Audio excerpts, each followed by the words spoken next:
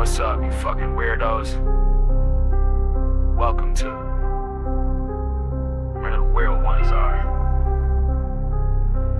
Yeah. Weird ones only, we talking that truth. Ghost in the attic, yeah, show me the proof. Aliens creeping, they light in the roof. Minds wide open, we shatter the booth. Conspiracies deep, we dig in the scars. Demons and angels and bodies on Mars. Cryptids be watching, they lurk in the dark. Mental on edge, but we glowing like stars. Welcome to the pod, no cap, it's a seance. Whispers in the static, spirits doing dance. Reptiles in suits, yeah, running the lands. MK Ultra made a puppet of your mans. Wendigo hunger, dogman strut, flat woods, eyes glow. Slice through the cut, Bigfoot tagging trees. Marking the trail, weird ones ride, no room for the frail. Talking about trauma, talking that soul. Peeling back layers, we dig in a hole. Sacred geometry, numbers align. Ancestors speak through the veil and the sign. Ayahuasca dreams, third eye lit. Shadow self lurking, we making it spit. No mainstream lies. This the dirt where the weird ones rise from the blood and the hurt. Weird ones only, we talking that truth. Ghosts in the attic, yeah, show me the proof. Aliens creeping, they light in the roof. Minds wide open, we shatter the booth. Conspiracies deep, we dig in the scars. Demons and angels and bodies on Mars. Cryptids be watching, they lurk in the dark. Mental on edge, but we glowing like stars. Voices in the woods got chills on the neck. Black-eyed kids at the door, now we check. CIA tapped in, fluoride drip.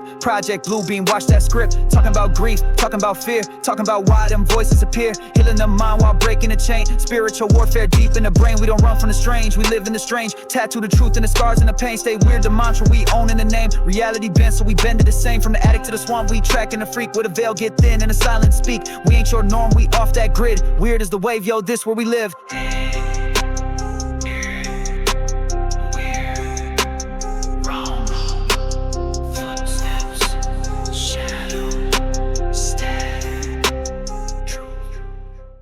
Hey, this is Rochelle Stratton, and you are listening to Kevin with Where the Weird Ones Are. So sit back, relax, and enjoy. What's up, you fucking weirdos? Welcome to another episode of Where the Weird Ones Are. My name is Kevin, but you probably already knew that, and if you didn't, now you do. Today's episode is with my good buddy Nomar Slevik. He is an author, researcher. He's done documentaries. He's dabbled in a lot of different things. He's a podcaster. Um, and he's an all-around fantastic person. Um, Probably one of my favorite people to have met through this journey. Everybody has been great, but Nomar, he's different, you know. Not only is he a fellow Mainer, but he's inspired me to do the things that I've wanted to do, which is right. And you know, his the his determination with what he does is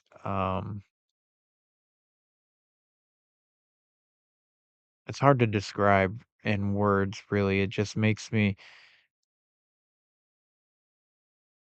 want not want to be lazy, I guess. Granted, like he said, he does state it in this episode, you know, writing isn't all that lucrative. Um But he's still doing it, you know? He has 0 fucks to give. He's just doing what he wants to do when he wants to do it, and it's amazing.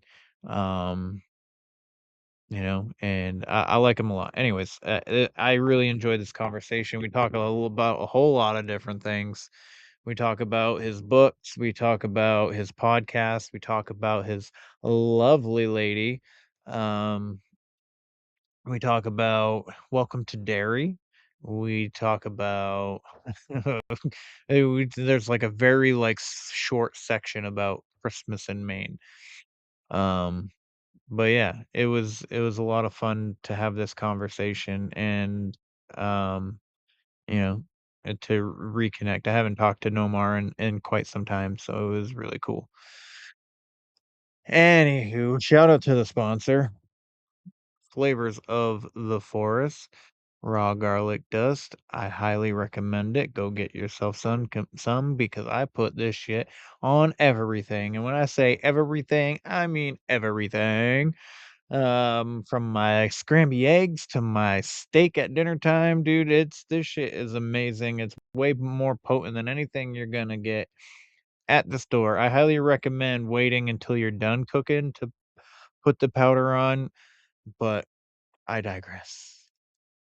I think it's amazing anytime you decide to put it on, to be honest, and you're gonna taste it.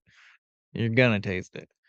But it's really good. So, flavorsforest.com, that's where you can get yourself some. They have a couple different flavors infused with their garlic dust.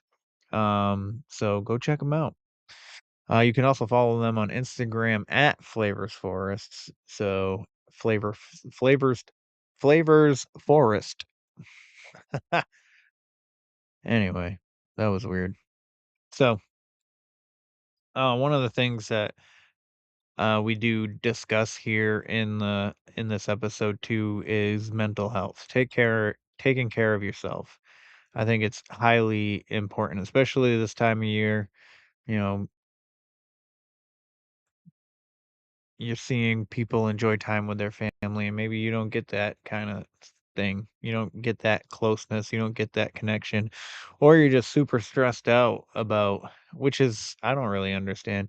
Don't stress yourself out about toys. Actually, I do kind of.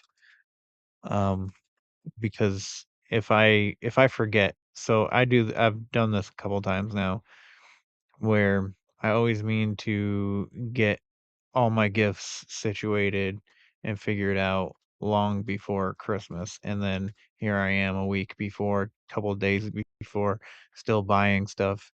And that goes back that's a reflection of how I view myself. You know what I'm saying? Um, it's like they're gonna think that I don't care about them enough because I didn't take the time to do this shit before, you know? And every year it always ends up working out where it seems great, you know? It seems like I did have my shit together, and so I was stressed about it over nothing. But it's really like a reflection of feeling inadequate, you know? Like, you're not doing enough, you should be doing more. So, I get it, in a way, but, here in the United States, if you find yourself in any kind of mental distress, please dial 988. um, they have the resources that can help you out, they'll talk to you as long as you feel you need somebody, you know? Also, if you are somebody who is witnessing somebody struggle and they cannot help themselves or refuse to help themselves, you can also dial that number and they can give you the resources to enable you to help your friend, your significant other, your daughter, your son, mom, dad, whoever. So I think it's a good tool to use. So take advantage of it if you need it. So, that is all.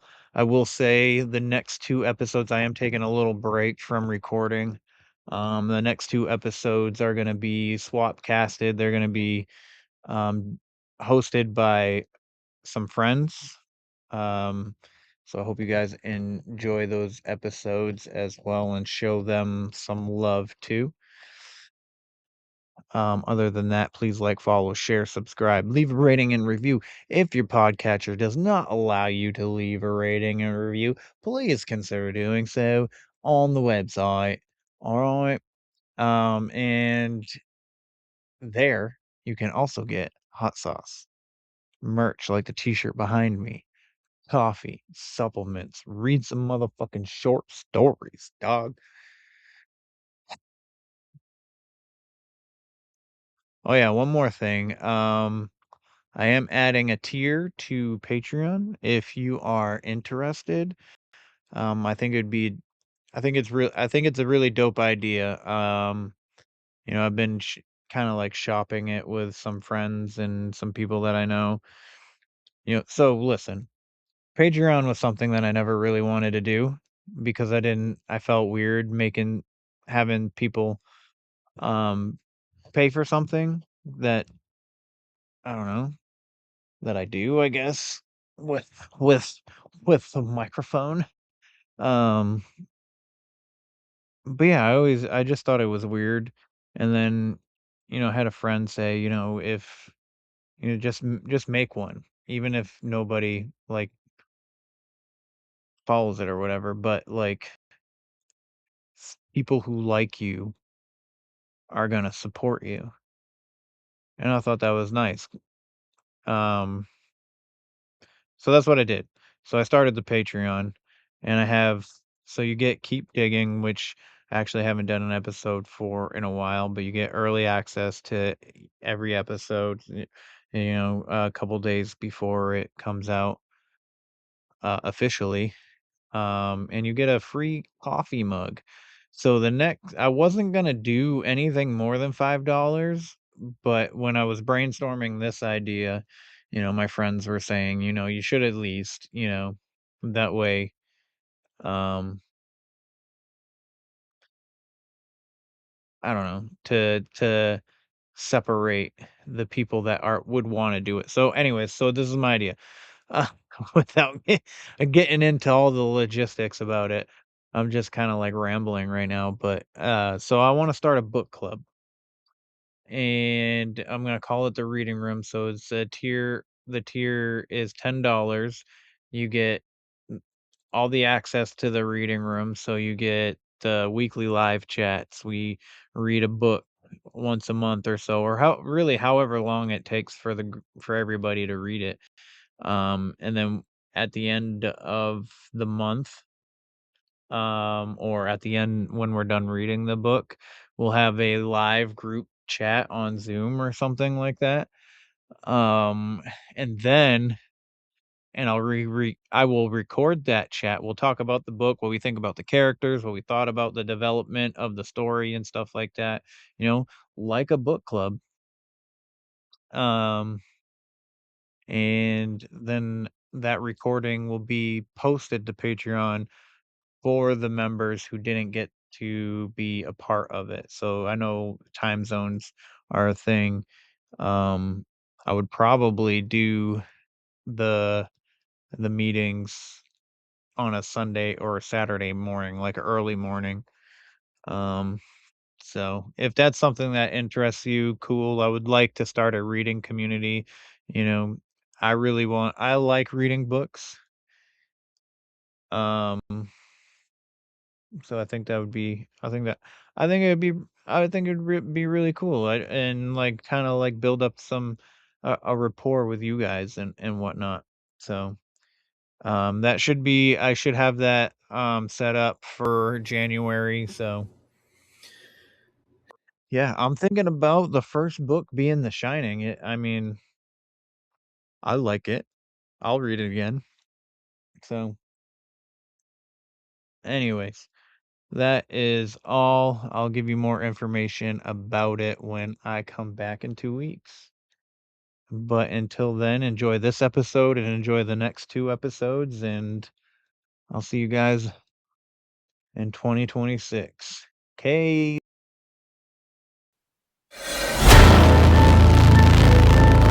Where the Weird Ones Go Productions.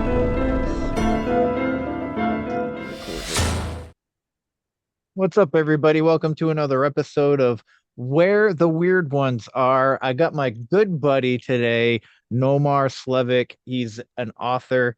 He's a podcaster. Actually, I think you're taking a hiatus from your podcast still, or no? For a little bit, and it's coming back next year. So Dope, dope. But what he has out there is phenomenal. The production value, I think, is fantastic. So if you guys want to check that out, that'd be fantastic. The link will obviously be on the show. Everything for him is going to be in the show notes. So you'll be able to find all of his stuff. But anyways, for the two people that listen to this podcast, Nomar, if you don't mind letting them know a little bit about you just in case they don't. sure. I'm a Mainer, and I'm a writer, researcher, and sometimes investigator of all things strange. I do have a particular interest in extraterrestrial stories, but that's just an interest, that I look into a lot more than the other stuff. But I do love all stories of the strange. But just real quick, that's the real short and sweet version of who I am. Yeah, he's a super nice guy too. If you ever meet him in real life, he's a big teddy bear. Sure. I'll He's probably hug great to you. be around. Exactly. I mean, I did. I hugged Yeah, him when I met him. we've hugged a couple times, I think. Mm-hmm. Mm-hmm. Mm-hmm. Yeah. Yeah, You want to talk? so well, go ahead. What? Let's talk about that more if you want. Yeah. I'm kidding. Yeah, we'll go into specific detail. Yeah, So how is the old lady? How is she? she's doing great. She just bought a new house, which is amazing. And Nice. we spent a weekend, like 3 or 4 weeks ago, getting her all moved in. And we have both decided that nobody, her and I, are never ever moving again because that takes quite the toll. Yeah. Um, but yeah, we got her all moved in one day.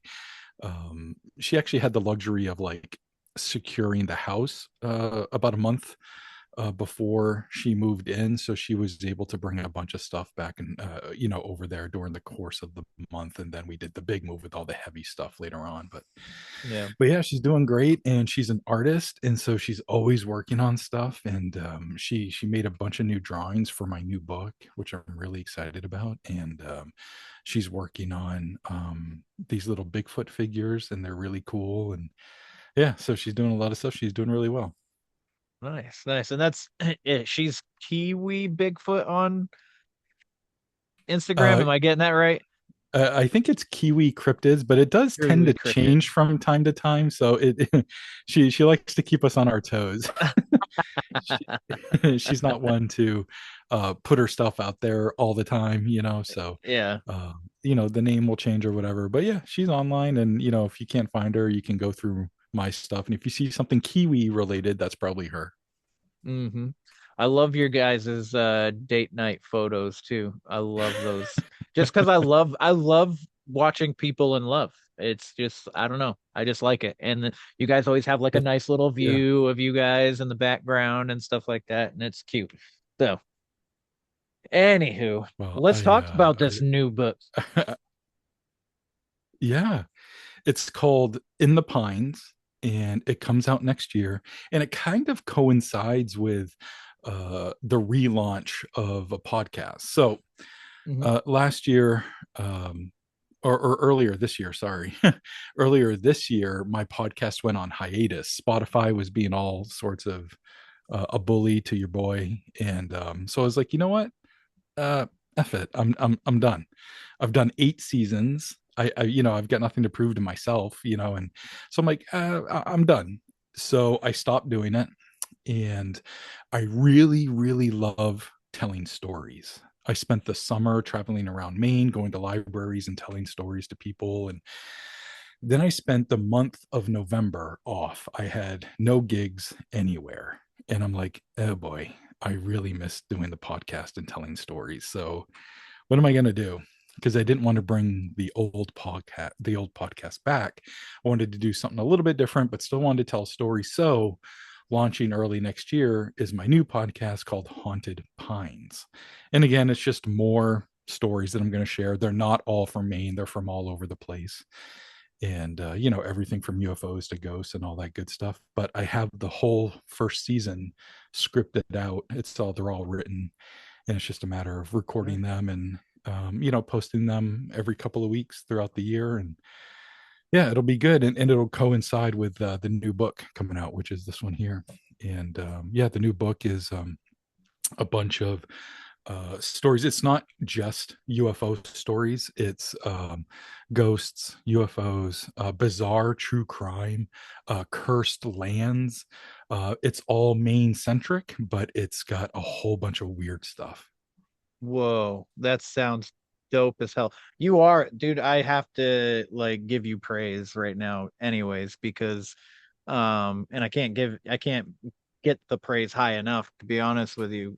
You are an amazing storyteller between your writing and the I Want to Believe podcast. Like listening to that was really good. I think one of the one of the last ones that I listened. I think it was last year around this time, I think, because I do remember you in the beginning of the episode, you talking about possibly not doing the podcast, I think, or whatever, but it was Yeah. about Big John. And Yes. it's Yes. like Big John King, and I was just like, Yeah. "Oh my God, this is awesome!" It's just your whole production was amazing for that show, and Thank you. I'm like Thank you. super excited for your next project. So, Thank you. man, you're I welcome. appreciate it. You're welcome. I do have a question though. I might Yeah. cut this out of the podcast. I meant to ask before, but so I wrote a movie script and currently editing it right now. Would you be interested in reading it and giving me some like your thoughts on the story and stuff? Heck yeah, dude. I would love to read it. Sweet.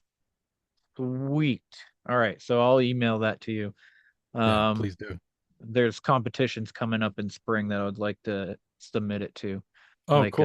Sundance and stuff like that. So That's see very what cool. happens.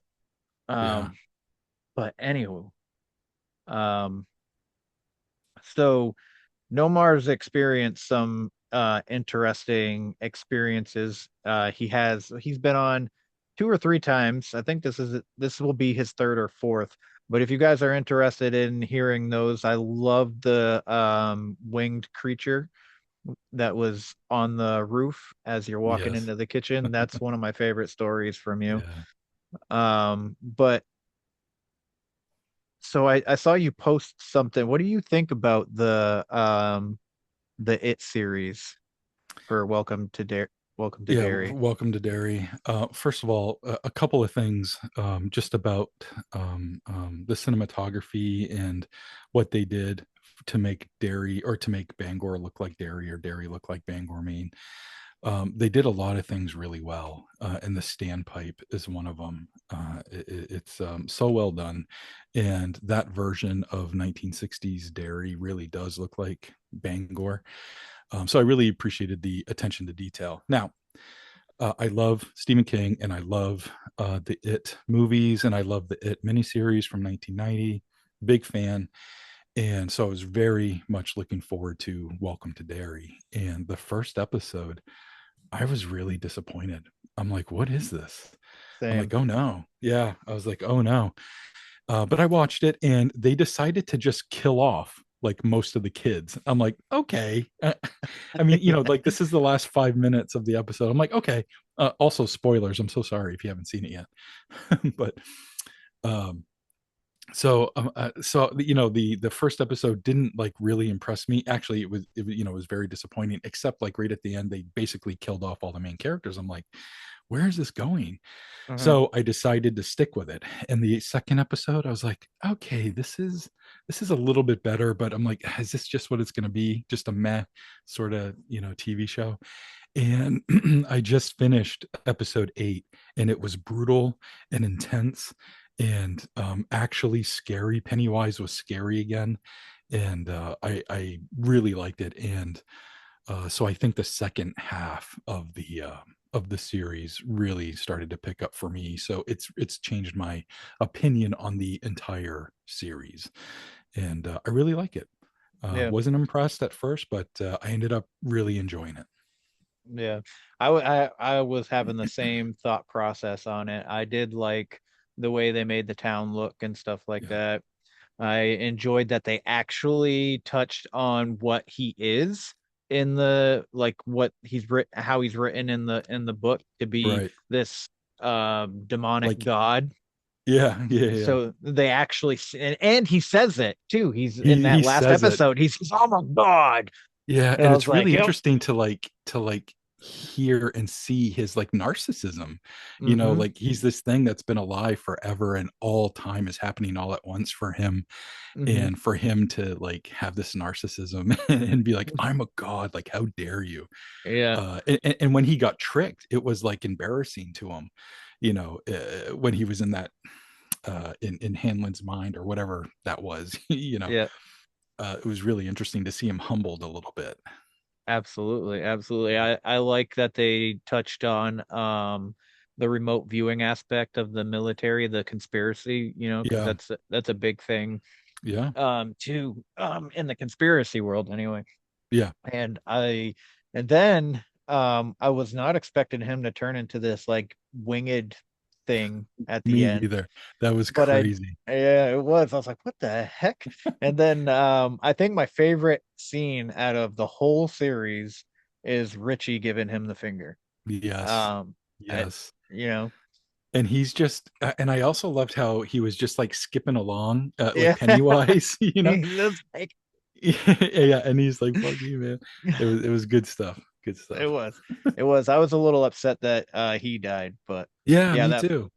that first episode, when they all died, I was like, this is when it ended, and I was like, what? I was like, it's gonna be a dream. Next episode, it's gonna be a dream, it's gonna be all fake. And then when it started up, so after at the end of episode two, I was just like, I don't know if I like this show too. So Yeah, like, but yeah, I did stick with it, and there's a lot of things that I disliked about it, but there's a lot of things that I do like about it. And I want them like, so because they're using like the Native American aspect, I would like for them to use tribe names. yeah, That I yeah, feel like that would be fantastic to add yeah. to And the there story. was there was no reason they couldn't have done that, Mm-hmm. this time. But hopefully, as they go earlier and earlier, hopefully that will become more prominent. That'd be cool. Yeah, absolutely. We'll see. Absolutely. And I like how that's supposed to be the Penobscot River that they're on. Yeah, So, and it's huge too. It's a good it is. aspect too, because the reservation is actually an island. That's right. So That's right. uh, eh, During the summer, I will park in Old Town, and then I'll just ride my bike onto the island, and because it's completely walkable and rideable yeah. on a bike, the entire Hmm. island. So it's really cool to kind of go in and out of the different neighborhoods, and see people chilling, and give them a wave or something. They're like, "What's this kid doing?" Ride his bike on the island, but it's just a good time. So it's but yeah, I just love the uh the representation. I think they did a pretty good job on some of that. But again, like you said, let's get some names in there, and Yeah, and really represent. because we have I think we have three tribes in all. We have Penobscot, Passamaquoddy, and Micmac. Oh, uh yeah, and and I guess a couple of those might fall under the umbrella of the Wabanaki, Confederate. Yeah, yeah, yeah, yeah. Yeah. So like even just getting that would be really cool. But Hmm. Yeah, that'd be dope. That would be so dope. I used to my grandfather lived on the reservation, so I am Penobscot. So I don't know if you knew that. I might have told you. I Um, don't know if I but knew that. I don't know. yeah, I'm very deluded with whiteness. But my grand I've always said that about you. uh, um my grandfather used to live on the island. My aunt lives there now. And she Oh, was nice. actually trying to run for governor or something like that at one point of the island. But but yeah, I used to every time we went up there to visit my grandfather, we'd sit there right on the edge. His house was literally right there on the river. It's hard not to be on the river, but there's obviously, there's a True. big portion. It's a pretty big island, um, It is. technically. So there's a lot of inland too, but he lived right on the water, and we just throw rocks, and it was fun. And then going out there on the winter, so it was like a because I knew that the representation was Penobscot River, like it made me think of dragging our sleds across it when it's frozen and going sledding across the river on the other side where I think it's a school. I don't know if it's a school, but it has a hill. And it was just, I don't know. It was pretty cool to watch, but regardless, it looked like so that what he turned into that reminded me of your winged creature. Yeah, yeah, me The too. way the way the wings were. Absolutely. And I think they even had the proportions right, because you need gigantic wings to pick somebody up like that, and Mhm. so I thought the proportions were pretty cool. And obviously, just seeing Pennywise as a massive winged humanoid was just cool visually. It was. It really was. Yeah. Um, a lot of people think that he's just like a lot of people that aren't really big fans and haven't read the book like this one that um they just think that it is just the clown, but Yeah. it Yeah. is the embodiment of fear altogether. So, Yeah. and And I thought it was it's cool that they oh, go ahead. showed a big turtle. Somebody was carrying a big Yeah. turtle. I was like, hey. Yeah. And the I don't even remember what they're called, but the things that they buried to make the cage, for him, Oh yeah, uh I can't remember they what they were called them either. yeah, but they were like encapsulated in a turtle shell. They had Yes, to they had to pry one open. I thought that was cool. that's what it was. That's what it was. But I think the school's Um, mascot is also a turtle, maybe, because there was that little kid that was like dressed up as a turtle, like handing out flyers or something. I think you're right. Yeah. I think you're right. I think you're right. Yeah, man. I love seeing things about Maine on film, especially a big production like that. Yeah. Sometimes I just feel like nobody knows about Maine, and then when I see it on in a movie like Stephen King's work and stuff like Yeah. that, I'm like, how do you not know about Maine? Like, Yeah. you know, Yeah, and there's honestly, I think when people think about Maine, I think probably half the people that think about Maine probably go towards horror or Stephen King, which I can appreciate. The other half is probably like, it's beautiful or it's part of Canada or something. But it's cool yes. that there's a spooky aspect to it. Yeah, I remember we moved to Massachusetts. I'm so sorry. For yes, me too. I was very sorry. I I think we were there for 4 months, and I was like, Yeah. we gotta go back. Uh, but Dude, I moved there for a year and was like, I'm done. uh-huh, Yeah. yeah. With my ex-wife got a job at the Salem Inn while we were Oh, living cool. down there. So, yeah, so she got to meet an actor. Can't freaking remember because he was in town for the That's My Boy film for Adam Sandler. Oh, okay. Yeah, with Andy Samberg. He's the guy that plays the brother. Can't God. remember his name, but he's in so much. He's in so many Okay. movies, but he stayed at the Salem Inn. But anyways, one of the um one of the maids there, one of the cleaners, never heard of Maine. What? My ex-wife was like, she's like, I'm originally from Maine, and she's like, where's that? Is that in another country or something? And she's like, it's literally the like 2 states north from here. What the hell? That's She's like, wild. oh, it's a state? And my wife's like, yeah. And she's like, is it an island? And she's like, no. My goodness. Yeah. So Yeah. That tracks for some people. yeah. Yeah. So I like humanoid creature stories. Yeah. Um, which is which leads me into your book. Because I'm gonna get it. I've gotten not all of your books, I don't think, but I have a handful or two or three. Anyways, um, so what was the driving force for that book? Like, was it?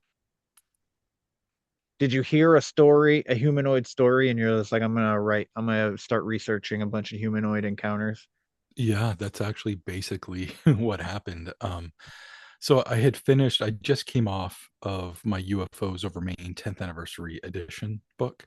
And I'm Mhm. like, boy, oh boy, what am I going to do now? Because this was like a big 2 year undertaking, that book. And I like rewrote it from the ground up, and it was quite the ordeal. So I'm like, what am I going to do after this? And is it going to take me another 2 years? Because like this is what I do full time. So I can't really like mess around and not put out a book for like 3 years. You know what I mean? Like, I gotta Right. keep doing my thing. So I'm like, what can I write about? But I want quality over quantity, obviously. Mm. So if it was going to take longer, then it takes longer. That's fine. But I didn't just want to like sit around and wait until this year to figure it out, because I'm always trying to stay 2 or 3 steps ahead. So in UFOs over Maine 10th anniversary edition, I actually ended up having a lot of humanoid encounter stories that I was sharing in that book.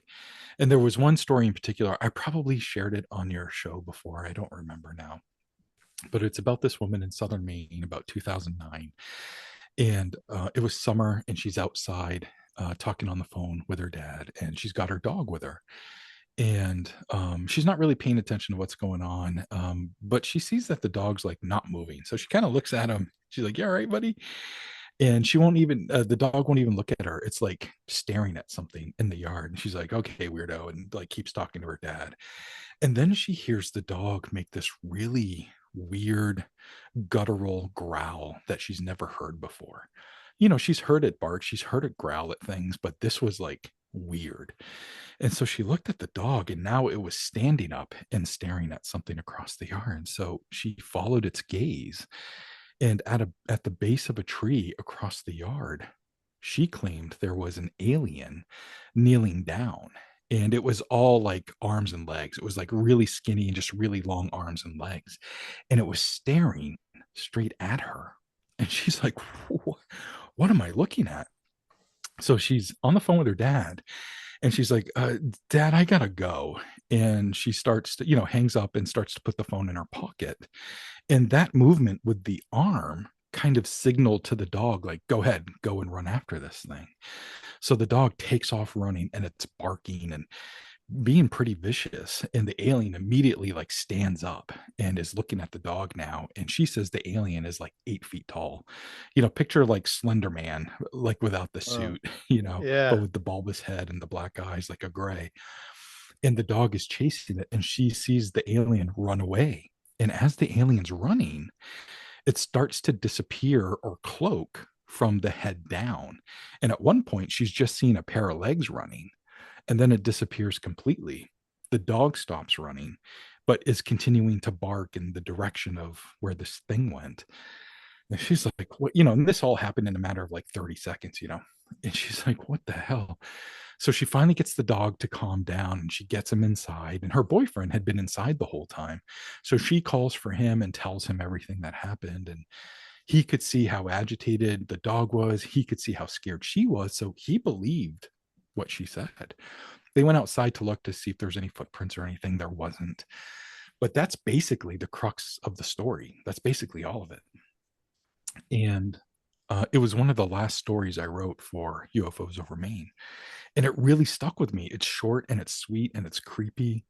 Mm. And this lady, to this day, she says that when she closes her eyes, she can see it. Like it still freaks her out. And this happened over 10 years ago. Wow. So it really stuck with me. And I'm like, there's got to be more entity, more creature, more humanoid type encounters in the state. So I started researching, back in 2024.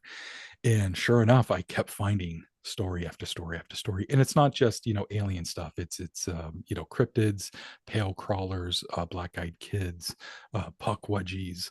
I even have a ghost chapter because, I did stories where ghosts appeared as humanoids or as humans. And, so I'm being a little fast and loose with humanoid, but it was fun to get a ghost chapter in there.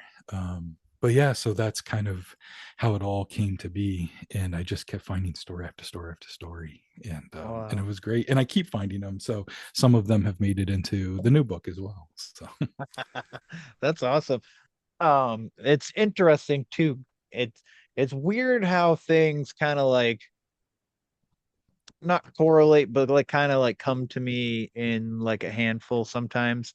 So literally the episode that I just put out today, I recorded with them last week, two girls out of Canada, which just north of Maine, yeah.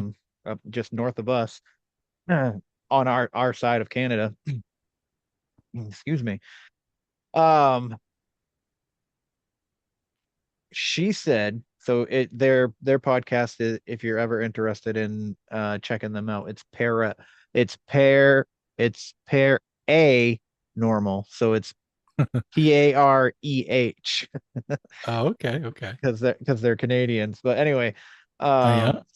she said Rachel said that they were doing a ghost investigation and she saw a pair of legs run across the room one time.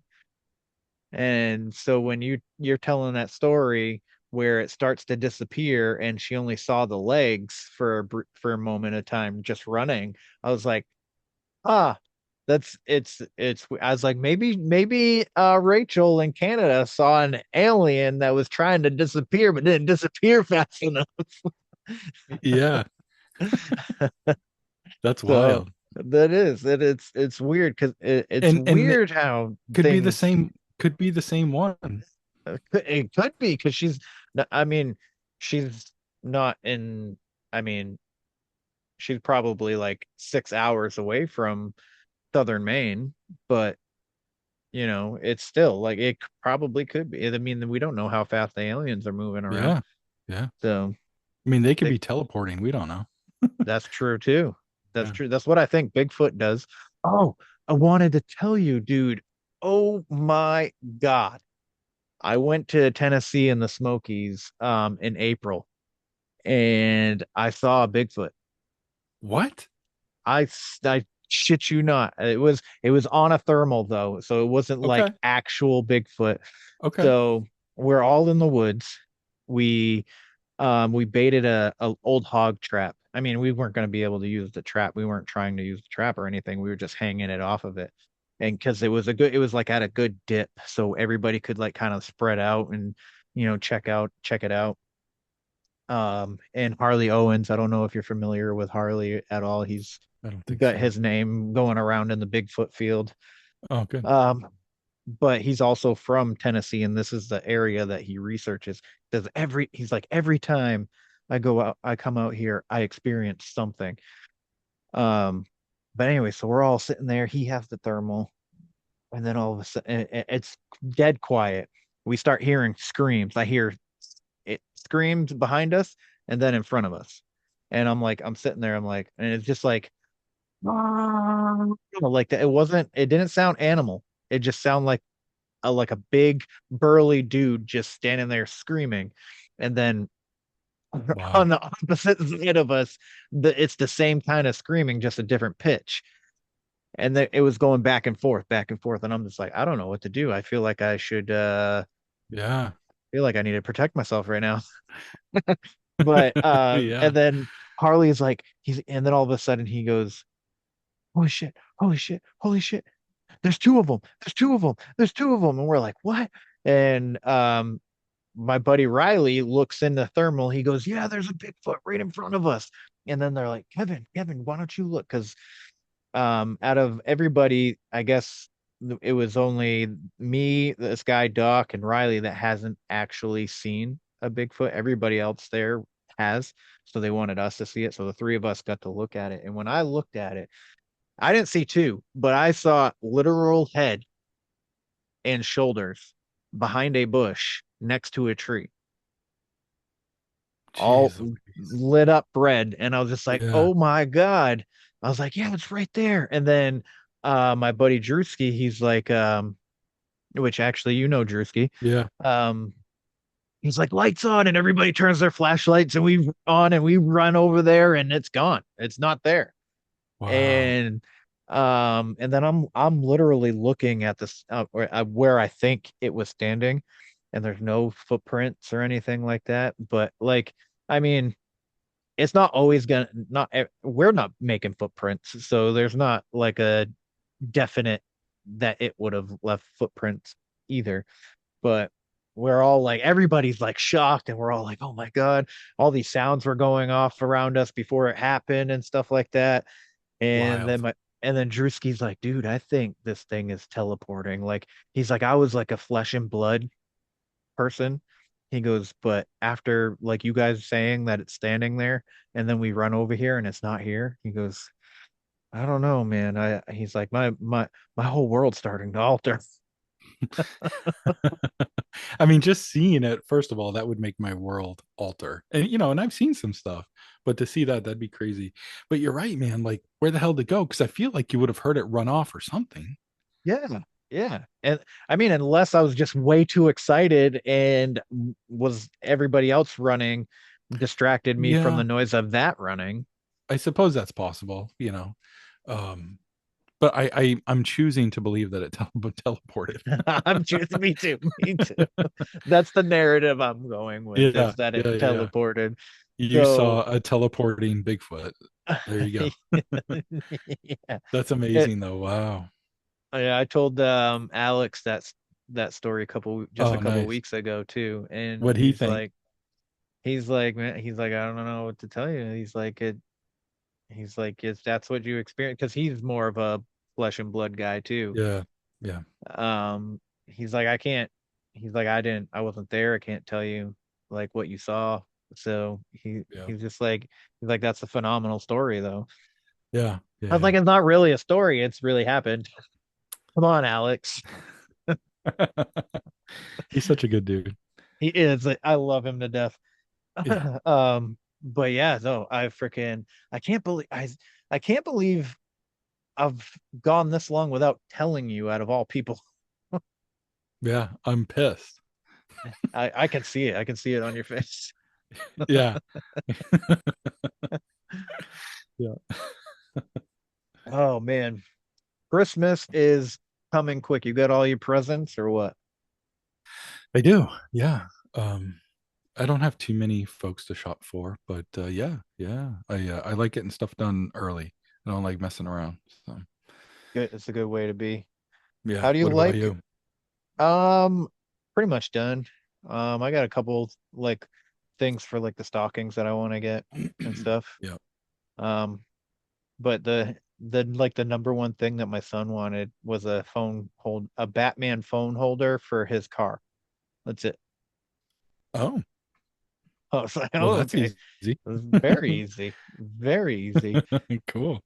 Yeah. Um, he also wants, so he's doing a YouTube channel called Raptor Rex Oh, where he nice. streams his video games and stuff like that. And he wants seat covers with his logo on it. So Oh, cool. I might have to get him that at some point. But he didn't Yeah. like the what I was trying to get him for Christmas. The back is black, but the front is white, and then it puts the logo on the white side for like the and he's like, it does it come in anything other than white? I'm like, no. He's like, that might get dirty quick. I was like, yeah, it might. He's like, I don't know Yeah. if I want that. So I didn't get it. But Yeah. Christmas in Maine is it's interesting. I don't know if all like I know New Hampshire kind of does things, but almost every town here in Maine, around me anyway, I'm sure up in your area too, they have a Christmas tree lighting, which I think is a lot of fun. Do you guys do stuff Yeah. like Yeah. towns up there do stuff like that where the whole town comes together and the tree lights up in the center of town Yeah. somewhere? I would those events do happen, Hmm. and it's typically like families go, and it's typically families like with kids go, and like I'm quite a bit older than you, so like I'm kind of out of that phase, and that's not fun for me and my girlfriend anymore. We don't It's not fun for us to be around other people's kids. I'm I'm making this sound awful. I'm I so know. sorry. No, it's okay. It's I don't like being around people that Well, much. yeah, yeah, yeah, yeah. So So I get her and it. I avoid people as much as we can. Although I just came from doing an authors fair last weekend, and it was like 1,900 people. It was nuts, and it's a very overwhelming day for me. We do it once a year, and it's very overwhelming, and that's where I just sit and I'm a vendor, trying to hawk my books, so Uh-huh. I'm not storytelling. I'm not there just for like an hour or two, telling stories and then selling books afterwards. It's like an all day like vendor thing, and that's very overwhelming. So yeah, I not a fan of being around a ton of people. But yeah, sorry, I got us off track. Yes, all the small towns, there's always like a tree lighting or something. There was a parade of lights that happened up here, and that's pretty popular. Like the streets will be filled. It's crazy. And it was super cold this time because, we had that cold snap Oh my last week or gosh, the week yeah. before. Yeah, it was awful. Yeah. And people were out there. It was crazy. I saw some footage of it because, of course, I was not going to go, but I saw the footage of it, and it's basically like, a summer parade, but they deck everything out in lights and Christmas and all that good stuff, and go down the road and they throw candy and all that good stuff. And but yeah, yeah, yeah, small town Maine during the holidays. It's cozy, it's nostalgic, and despite my bitter heart sometimes, this time of year, it really kind of like makes me think of my mom, and it makes me think of like being at home when I was young, Hmm. because I really like looked forward to that stuff when I was younger. And so that's what it makes me think of. It does. Which Yeah, same for me. Um, there's a video. I don't know. You might have seen it. He's pretty popular. He does like the skeleton videos where he's like walking through a field or something, and it has like little quotes that go with it and music. Um, I don't know if I've seen that. so he made one. Um, so it's like a dad driving an old pickup truck, and it says, "When I die, I hope, or I hope death is like this." And it's a dad going to the back seat picking up his child, um, from the back, like he's sleeping, to carry him inside. I hope death is like falling asleep and being carried inside, being tucked into your bed, and hearing the voices of the people who love you just outside your door. Oof, that's pretty good. Yeah, and I don't know. It's things like that around this time that make me think, like I miss being picked up when I fell asleep on the couch or in the car, and being brought inside, being put in bed. I remember that feeling. Like, I don't remember the exact feeling, but I remember that happening a few times. Um, I don't have a good relationship with my parents. That as I got older, things kind of shifted, especially after they separated. But before they separated and that kind of stuff happened, it's something that I miss now. Yeah. And I wish, you don't really like appreciate it in the moment Yeah. until it's too late. Yeah. I'll as I'm getting older, I just had a birthday, so it's kind of been on my mind. But as I'm getting older, I'm thinking about my mortality, my parents' mortality, my girlfriend's mortality, and you know, um, the time goes by so fast. Like 2025, like what happened? You know what I mean? Like Mm, I was just in the movie theater in January watching Wolfman, and all of a sudden I'm watching episode 8 of It. Welcome to Derry. mm-hmm. This week, and like what happened?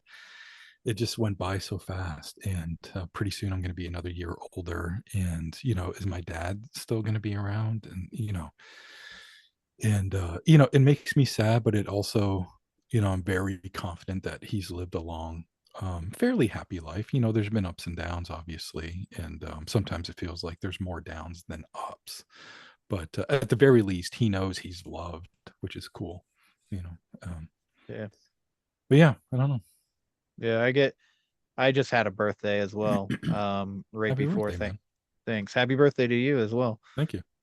Um, and I always get, like, all of a sudden, like, it'll be like a week before my birthday, and all of a sudden I'm just like, just take me out already, kind of thing. And it's been like my entire life like that. I'm just like, Yeah. but I have good experiences with my birthday, but a good portion of, especially as a child, I didn't have good experiences. So like right before my birthday, it's always like, well, fucking here's another fucking year of just Yeah. bullshit. That's crazy, dude, because I experienced something very similar. Like my birthday has never been like a good thing, Mhm, like always something always fucked up or something happens. There was a family death on my birthday one year, and there were bad things like even before that. So that, on top of, all of that, I was like, geez Louise. So it's not, this time of year isn't something I look forward to. So I try, especially as I'm getting older, because I don't want to be like a miserable old fuck. You know what I mean? Like I want to enjoy life, and yeah. as much as I can. Like, I'm poor, but I have a girlfriend that I absolutely adore, and she loves me. And I try to make the best out of things, and so I don't want to be miserable. So if I can, I try to do the things that make me feel good. You know what I mean? Which is watching it, Welcome to Dairy, and writing my little stories, and really trying to embrace the life I have been building for myself. Because like, I walked out of corporate America like almost 10 years ago, and it's what I do is feast or famine, and there's been a lot of famine lately, and so if I can find those small moments of joy, those keep kind of building on each other. And when I look back, or when I remember things, I remember like, oh my God, my girlfriend and I got Duncan and went to a cemetery and did an EVP session. And that was basically just our day. You know what I mean? And that's fun and amazing. And it's for nobody except for us. We don't post anything about it, or, we just go and do it because we love it. And and then I'll come home and research some stuff, and do my thing there. And yeah, so I'm just trying to embrace these little moments. And I don't want to grow up and be, or grow up, I'm already grown up. I don't want to like grow old and be miserable. I want to embrace life, keep enjoying what I'm doing.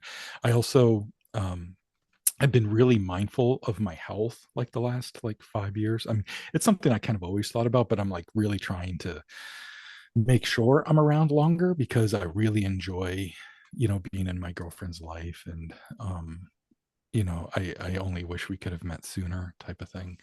And so I want to experience life with her as long as possible, and and I want to be healthy. She likes going for walks, and I don't. Like, that's boring to me, but I like being with her. Mhm. And so I'll walk on my own. I go for walks every day. So when I go for a walk for her, I can keep up with her, and, be there and be present, and not be like, just trying to like keep up with her, and I'm not having a good time.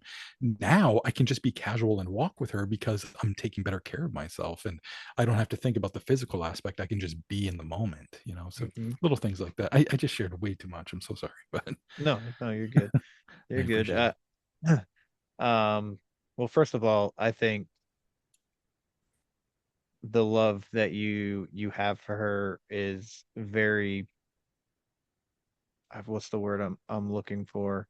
Is very apparent when I see you guys together, and when I see you guys posting your stuff. Like I said earlier, it's I love seeing it just because I love love, and I think a lot Yeah. of people really do, and I think that's really the point of life, is to love, to give and receive love.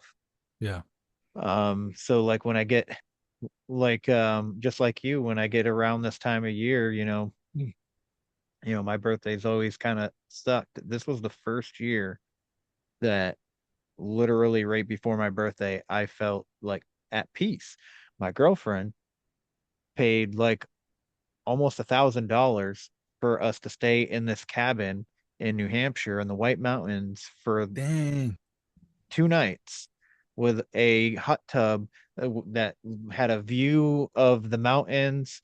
They had a fire pit with a little pond in front of it, and I was just like, it was a surprise too. So it was a Friday night, and she's like, I have a meeting at 3:30. Do you think you can be home by 3?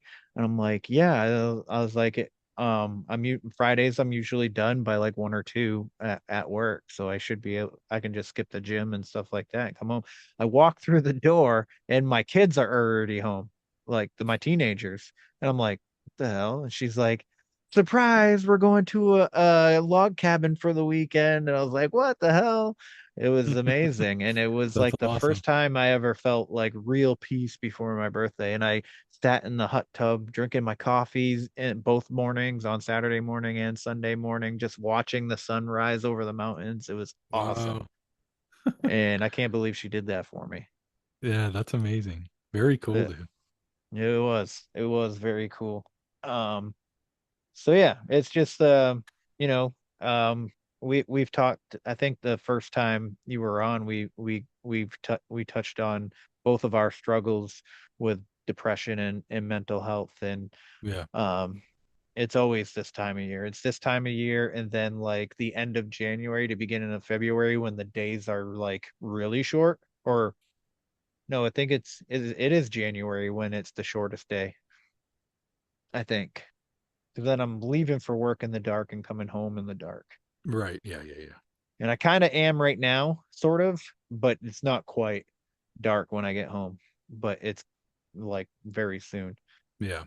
So, and I think that's another reason that draws people like us to horror, to paranormal things. Like, I think there's so many people that haven't had experiences, and that I know, and they've had like fantastic lives. Not saying that everything for them is fantastic, but the majority of their life has been great. And I almost wonder if like the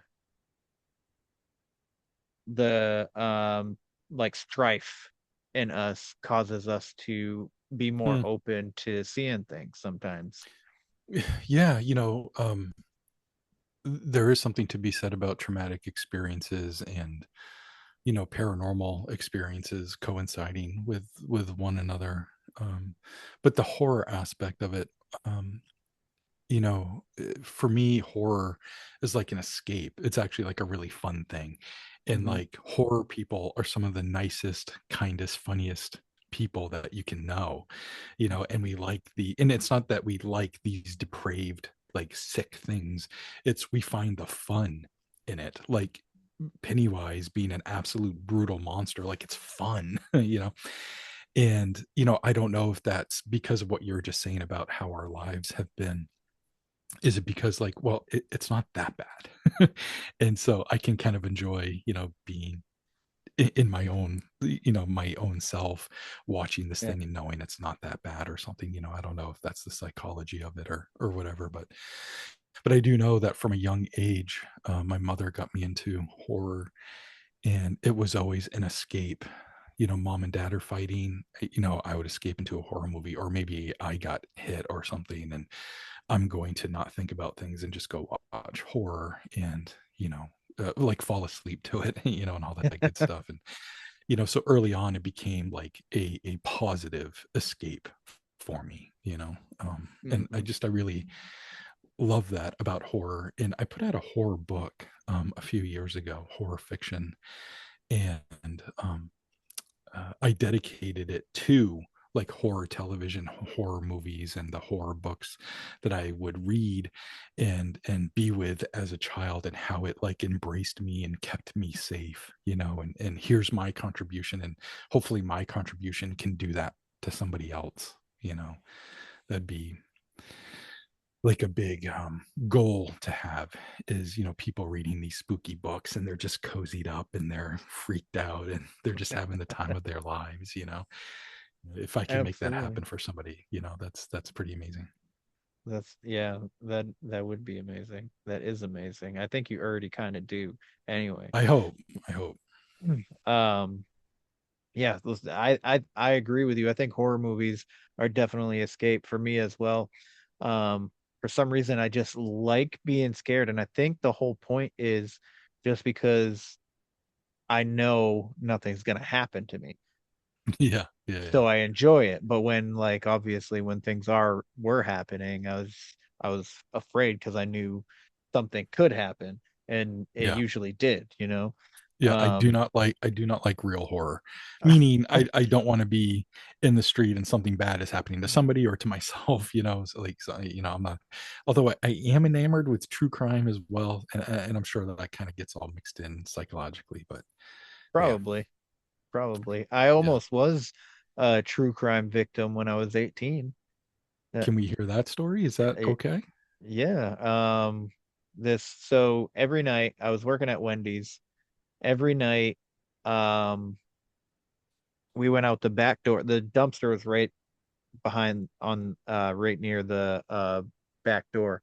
So I'd open it and I'd prop it open and I'd gather up all the trash so I could put it into this one big barrel with wheels, but there was like two or three of them because obviously we usually had a lot of trash.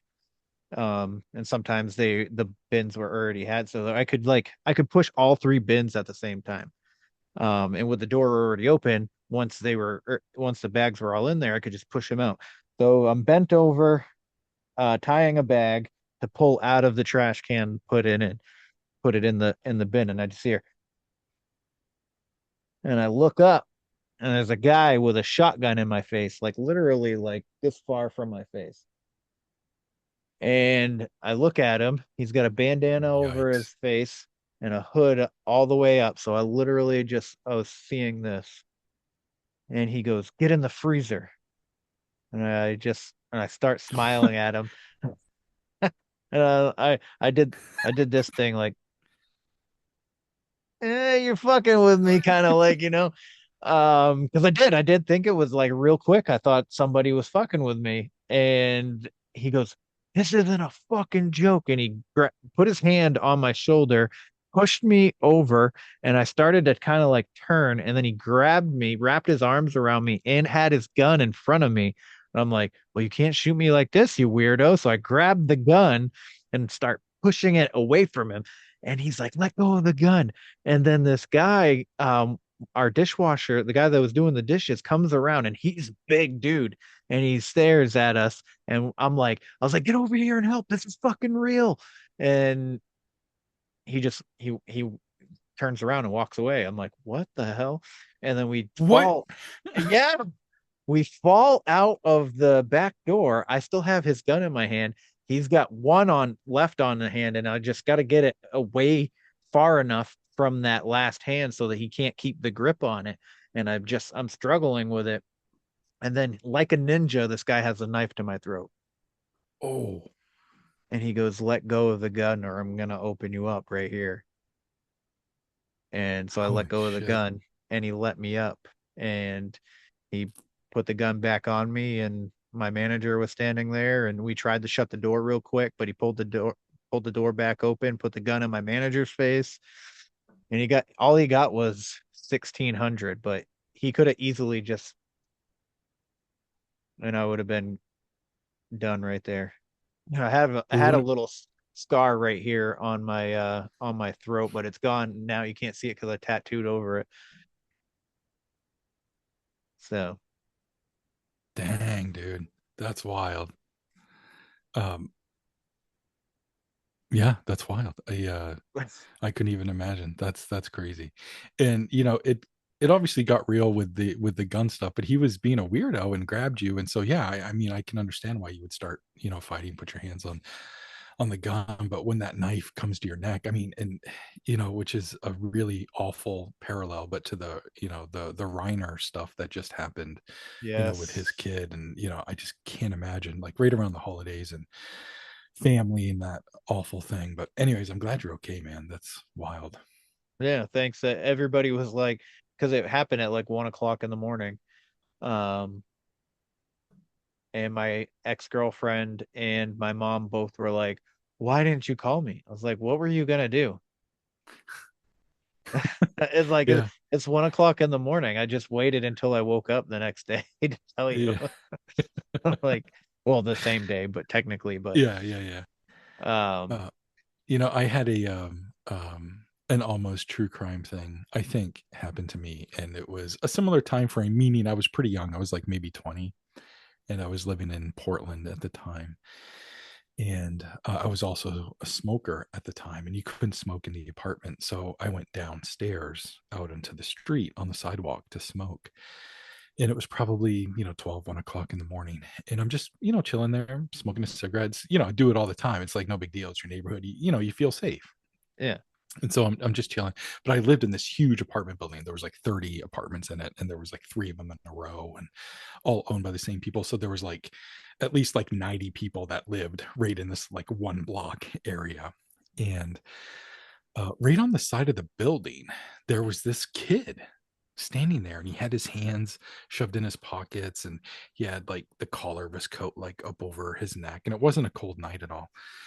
And he was like standing in the shadows just around the corner of the building. And when I was smoking, I was kind of pacing and walking, and I would see him every once in a while. And he was real jittery, and he was talking to himself. He's like, "Just get it. just come on, just go out there and just get it. Just like I think he was psyching himself up to like mug me.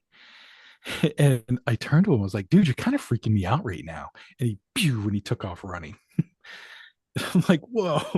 I think I just scared this kid or something. I'm like, and I flicked my cigarette. I'm like, I'm going back upstairs. This is crazy. Oh my But so gosh. I might have thwarted my own mugging. I don't know. Dude, you're freaking me out. Oh shit, he can see me.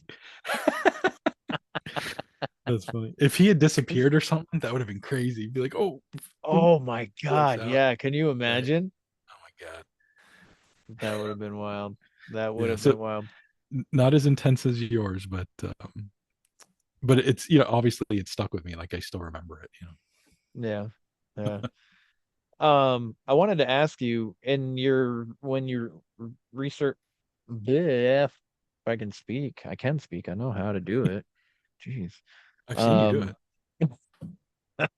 when you're doing the research, when you done the research that you've done for the books that you have, do you recall any in Stanford? Because the documentary we've talked about that I wanted to do for the town, I'm struggling with getting people to actually email me and talk to me.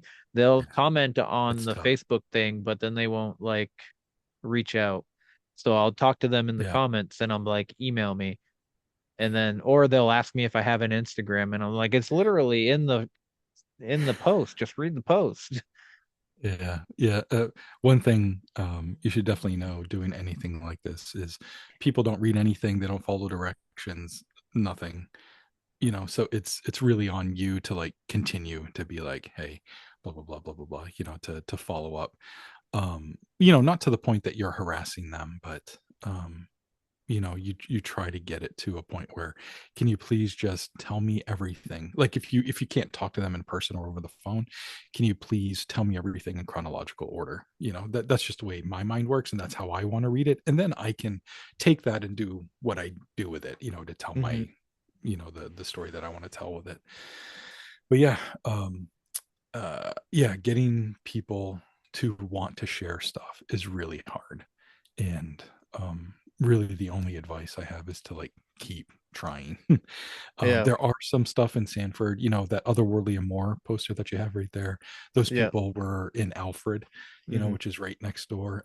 Ken Owens is very close to Sanford. He's in the Biddeford, Alfred, Sanford area. And Ken Owens, he's an older gentleman, and he had tons of these really strange extraterrestrial encounters when he was living in, or when he was in the military up at Loring, and I think he was in Caribou and maybe like Presque Isle as well. I forget all the little like satellite bases he was Hmm. at, but he had some pretty interesting stuff. And there was an abduction, and he even had a hypnosis session, which is kind of terrifying to watch. Like him retelling his stuff and how scared he gets in those moments.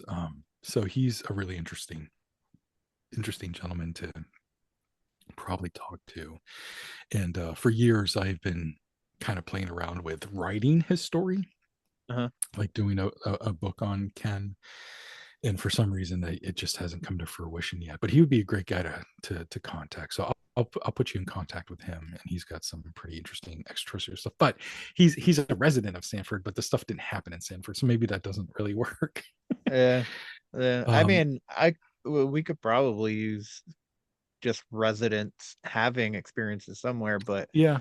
um, but yeah, the because I really want to tell like the Ryan, your buddy Ryan, did a good job with his, but I Yeah, yeah, wanted yeah, yeah. to not, and I'm not knocking his in any way, and he knows that. No. Yeah, Him and yeah. I have had conversations about it too. I just wanted to do one where people are telling, because he does tell his stories. He tells his Mhm. stories too in his documentary. And I had already had the thought of doing it when his came out, and I was like, oh, somebody beat me to it. And but Yeah. he did a phenomenal job. I just Yeah. was like, man, it would be great to have like people telling their stories in town as well. And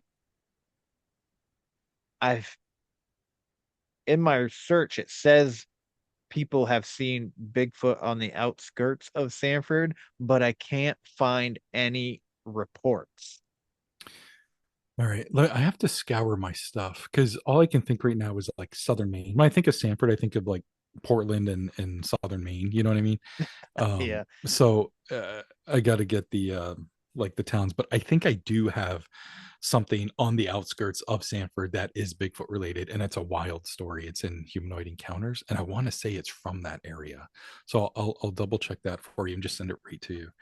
Okay. Um, and I'm pretty sure Springvale's pretty close to you guys. Is that Yeah, right? Springvale technically is Sanford, Okay. I would So say. there's Missy and Richie. Are you friends with them at all? Yes. Yep. Okay. Paranormal 5 or Yeah. that's Paranormal 5. Yes. Yeah. Yeah. And so I'm sure they might have like some ghostly things that they could share or whatever. So they might be good ones to hit up as Yeah. well, at least for the the ghost side of it. I don't know if you want all things paranormal or just like Bigfoot stuff, but Oh yeah, all things. they could be, All the yeah, things. yeah, yeah. So they Yeah. could be cool to hit up. They have a pretty good knowledge base of when they do their investigations down there. So Okay. All right. Yeah. yeah, I don't know why I never thought of actually talking to them about it. But Ryan's gonna be in it as well. nice, We're gonna sit down and film him telling his stories. I wanted to do it this cool. past summer. It just never got off the ground. So, but do you recall when you did this one? Do you recall the camera that you used? Like what it was? Oh God, yep. Um, it's a Sony something or other. Hold on.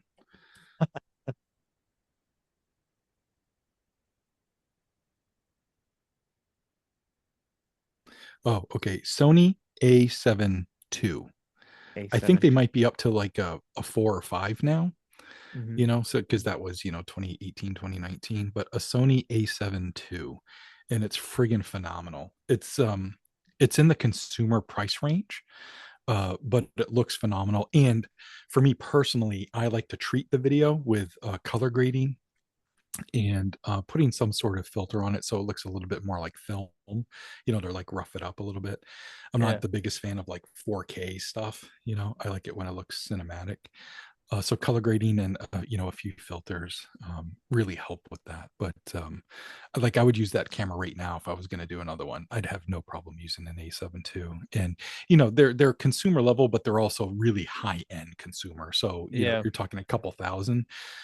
But everybody rents them, so you could rent it for the day or a couple of days or like over the weekend and return it, and it's a much lesser investment, just I got to you. rent them. I think Alex still does that.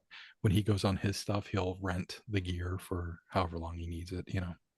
Oh, okay. and That's a good idea, actually. and Because what I had, when you're doing that, you have like the latest greatest, you know what I mean, because you're renting right. new gear, so it's a good way to, The like, it's kind of like leasing a car. You always have something new. yeah. Because I was gonna I bought a camera, a video camera, and I was gonna use that one. It was only like $200, Yeah, but it's just like a home video style, and I was like, I just don't like the way it looks yeah, on. your phone would be better than that thing, Yeah, probably. Yeah, you're probably right. yeah. Um, but yeah, I was just like, because that looked fantastic. That the Oh, thank you. paranormal Amore looked great. Um, I enjoyed it, and I think everybody watching and or listening will enjoy it too. So you should go check it out. Go check it I out. have it on DVD Paraflix Paranormal upstairs. Plus.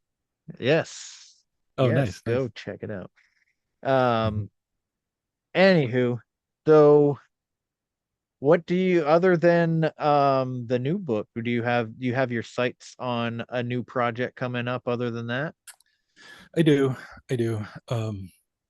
So I think the next book I'm going to release, I think it's going to be a surprise drop because it's basically done, but it's a new horror fiction book, Ooh, and yay. it's short stories, and it's called Darkness Knows Our Name. And so I have all the stories written, and I was planning a 2027 release for it, but my horror fiction stuff does not sell well. My bread and butter is like the nonfiction, paranormal stuff. So I might just drop it in the same year as like another book coming out, just so I Uh-huh. can like get it out there. So that's the next project after this, in the Pines. That'll be the next one that drops. But I'm setting my sights. My girlfriend and I were talking because she's always like, okay, well, your book's done. What's next? you know, she Yeah. likes to, uh, she encourages and wants me to keep thinking, 2 or 3 steps ahead, which is great because I need that sometimes. But she's like, I really feel like you should explore UFOs over New Hampshire, UFOs over Massachusetts, blah blah blah. Good idea. And I had started down that road with humanoid encounters. That was going to be a national book where it Uh-huh. was, encounters from all over the United States. And when I started writing, I think I was writing about an encounter in Massachusetts. I forget what it was now. And I was, getting the lay of the land, if you will, like trying to understand the town and the streets and all that stuff. And I'm like, I don't know. I don't know this area. I know Maine. I don't know Massachusetts. So I quickly scrapped that. And I'm like, okay, I'm only doing Maine for humanoid encounters. And so I started, looking for that. And thank God I found like, 150 encounters, to like go Wow. through. And yeah, but I need to get over it and stretch out my horizons. And I don't hear a lot from Vermont. So I'm thinking I might do Ooh, some sort of paranormal book about Vermont and see yeah. what's doing over there. There's a gen I keep forgetting to message him again, but he was in I did an episode on Vermont with Jeff Foreign, who is a Okay. podcaster, pretty known. Well, you probably maybe you know him, I don't know. But he lives out in Vermont. And Nice. so we talked about some folklores in Vermont, and this paranormal investigator started messaging me after he heard that episode. And meant to have him come on the show, but I just haven't yet. And it's been, oh my goodness, it's been almost I think it's been a year since we first started talking. Um, and it's just because it's on Facebook, so I always forget about Facebook. Yeah. But yeah, I could send you could talk to Jeff had encounters like he has a UFO one where he's pretty sure it was a UFO in Vermont. Um and some other a couple other things, and I'm sure this paranormal investigator, because he investigates in Vermont. I So could you send you you would think, yeah, yeah, yeah. So what's the gentleman with the podcast? What's his name? his name's Jeff Foreign. It's Foran. His podcast is Strangeology. Oh yeah, I've been on the show. Yeah, I know Jeff. Oh, I didn't know he was in Vermont though. yeah, he lives in Vermont. He grew No up there. shit. Yeah. That's awesome. Okay, I love Jeff. That's awesome. Okay. Yeah, oh my God, he's such a nice guy. Yeah. And every time I see him at an event, when I'm talking to him, he like stands there with his hands on his hips and his legs spread. And I don't know why it makes me laugh, but it makes me laugh. Dude, I can picture that. I was at 40 in Fest 2020 something, 2022 maybe. I don't know when it was, but that was down in Sanford or Springvale or wherever. Yeah. And Jeff was there, and I can just I'm picturing him standing at his booth like doing that. I'm like, that's funny. It's every time. And I like it when his hair's crazy because it's almost afro-y. Yeah, So yeah. when But he dude, stands, you'll go from the fro and then it's like nicely like combed on a different video. I'm like, what? yeah. All right, man. Do you, buddy? He's oh my God, he cracks me up. That's awesome. He's one of the best guys I've come across. You, Alex, him. It's like everybody in New England are just like the best people, I think, That's awesome. except for Connecticut. You know what? Fuck the Warrens, fuck Ron Buell and whoever, Although the radicals are down there. I don't know if you know the radicals, I but don't. they're out of Connecticut and they're really good people. So shout out Danny and Lauren Perez. They're the radicals. And they're pretty good Oh, people. nice, But nice, that's the exception. nice, And Chesky, I don't know if you are familiar with like underground hip hop, but Chesky is a musician and he's out of Connecticut and he's good shit too. So nice, there's that. nice. Yeah. Oh, dude. I'm not gonna be able to reach it with my headphones on.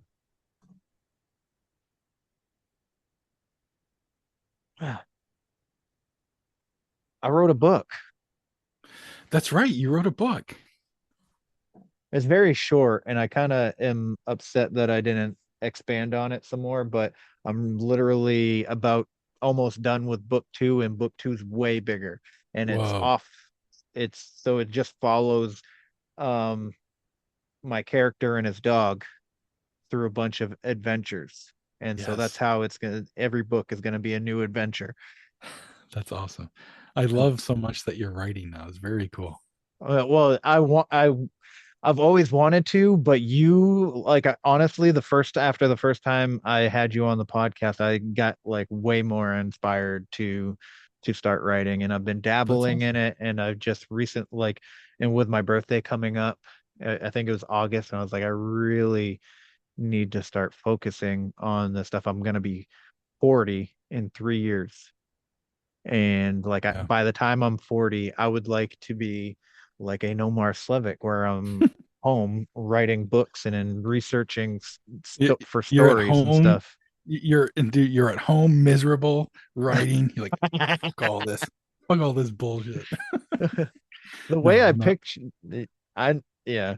The way I picture it is like I wake up in the morning, I walk to the coffee shop and I get myself a coffee, and then I walk back home, and then I come and I sit down in front of my laptop and I write while I'm drinking my coffee. And yeah. then I stop writing and I go to the gym, and then I come home and I get have my lunch and I eat my lunch while I write. And then by dinner time I'm done writing, and it's just this amazing life. But I don't know. I in August I had like this epiphany, and I like horror, obviously. Um, it, we've talked about horror for like almost this whole episode, but my favorite genre is horror. So I've always wanted to write a screenplay, and I always wanted to have something to Oh do yeah. with the movies. Same, dude. Since I Same. was a kid, and I had this like crazy idea out of like no, it came. I'm at work driving the truck, and all of a sudden I'm just like, it was like a download, and like this whole like movie That, came into my head, and that's it amazing. changed several times, but I put all the scenes on these. Whoops, what did I do? I don't know. What happened? My camera shut off. That was weird. Hey, there you are. What the heck? Oh, my light shut off. That's weird. Well, I guess I'll talk to you in this camera now. Um,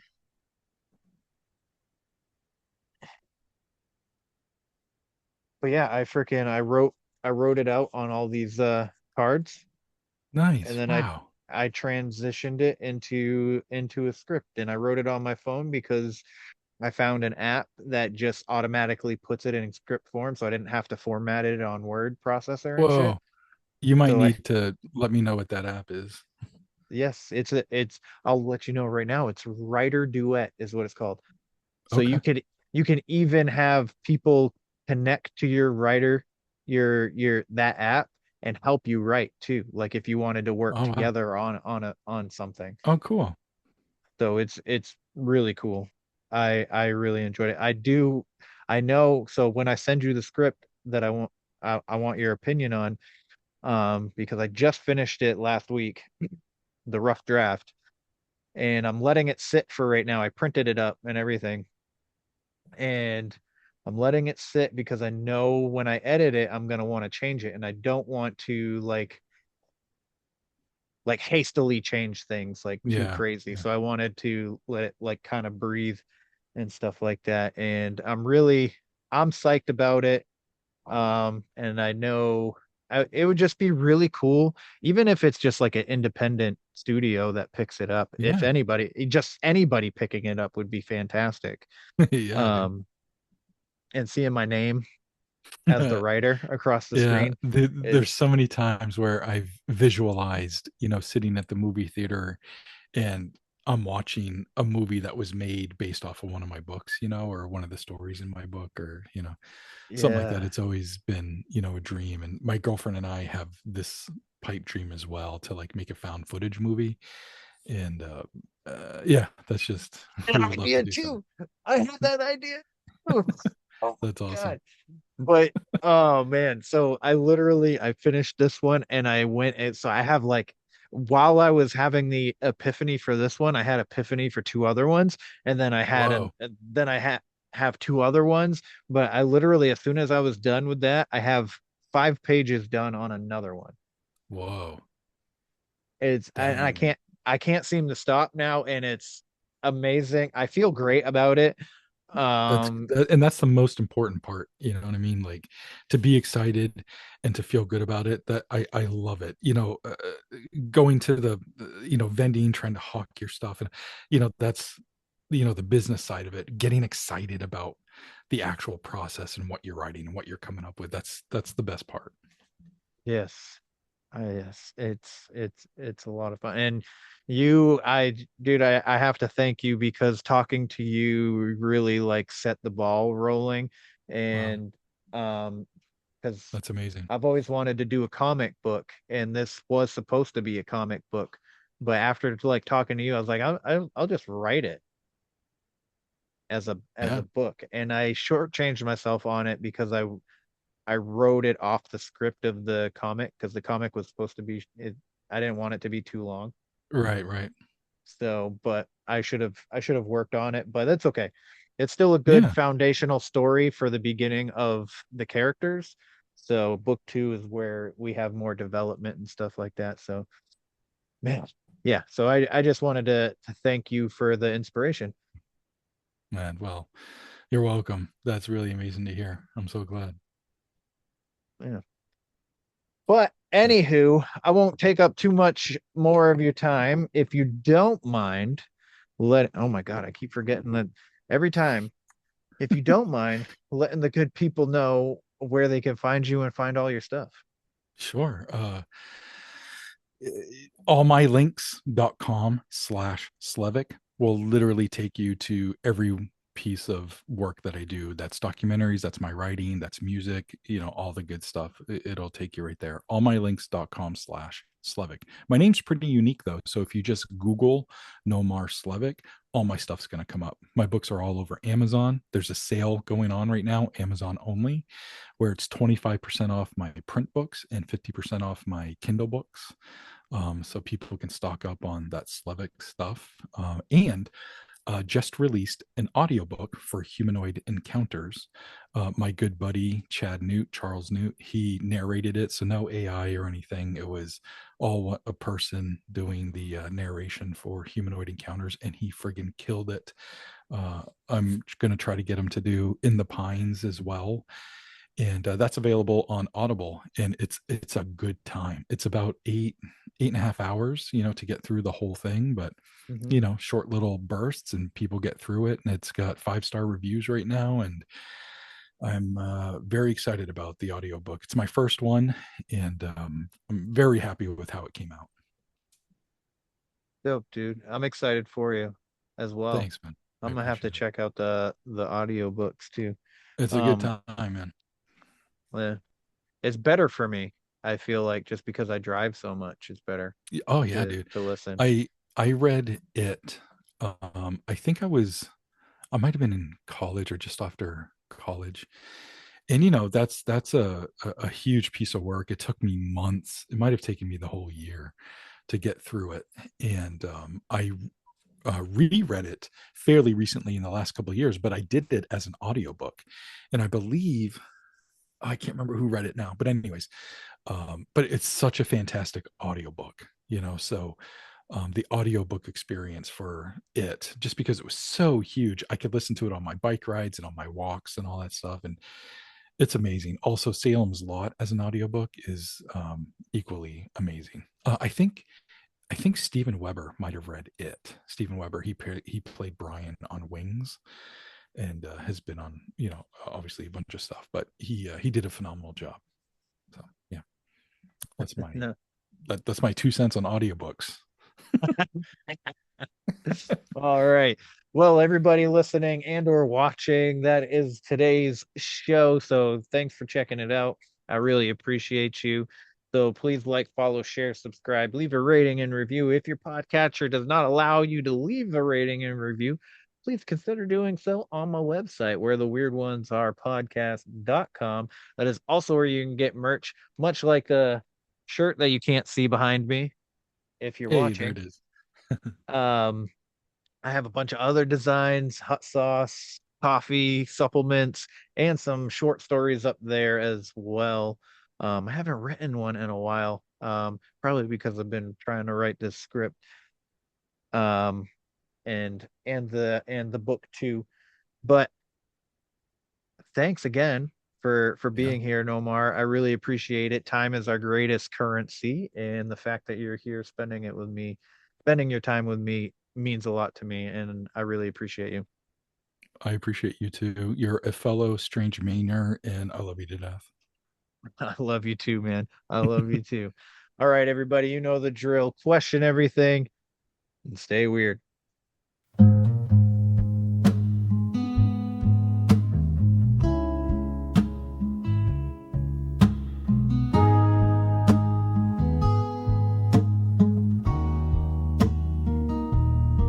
In the quiet of the night, when the world feels far, there's a voice through the static, like a falling star. It calls the misfits, the dreamers, the ones who see the shadows in the corners, the truth we barely believe. From the pine tree woods to the desert skies, they talk of ghosts and aliens with wonder in their eyes, not afraid to ask the questions that others won't dare, 'cause the world gets strange when you stop and stare.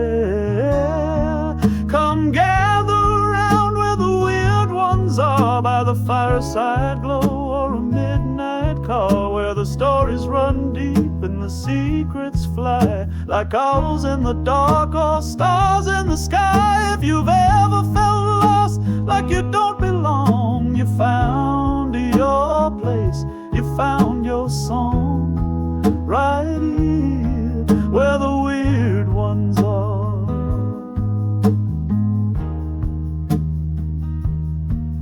They'll talk of cryptids, time slips, and deja vu, of spirits that linger, and what might be true. But more than the monsters, it's the people you'll find who dare to be open with curious minds. It's not about fear, it's the thrill of the ride, to question the world with wonder as guide. So pull up a chair, let your freak flag fly, we're the seekers of truth beneath the sky. Yeah, come gather around where the weird ones are, on the moonlit thoughts and cosmic scars, where the veil feels thin and the questions burn, and we chase the strange at every turn. You're not alone, not in the dark, you're with a tribe. You found the spark right here where the weird ones are.